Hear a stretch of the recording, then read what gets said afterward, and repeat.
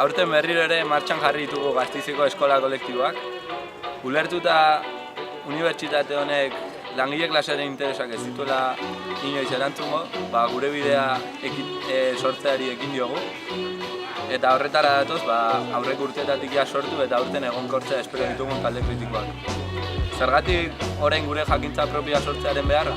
Ikusten dugu batetik, unibertsitateak lanindar kualifikatu bat sortzea helburu duela eta enpresetara bideratutako langile akritiko batzuk sortzea.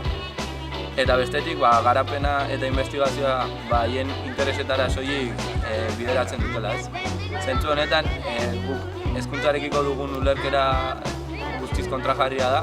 Hau da, pertsona eta kolektiboa integralki garatzeko hezkuntza bat ez da inondik inora EHuk plantatzen duena, beraz, guk geure bideari ekin beharrean gaudez.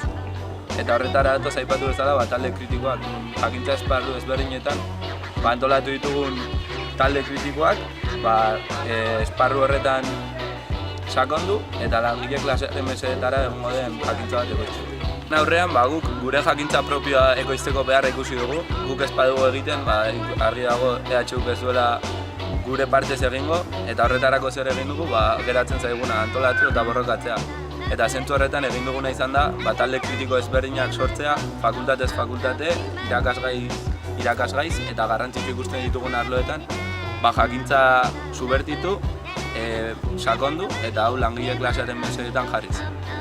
Hori zertarako, gero gure behar izan mediato zein epe luzekoak asetu ahal izateko, hau da beste bizi eredu bat martxan jarri ahal izateko beharrezkoa dugun jakintza ekoizteko, beste bizi eredu hori benetan martxan jartzeko gaurdanik.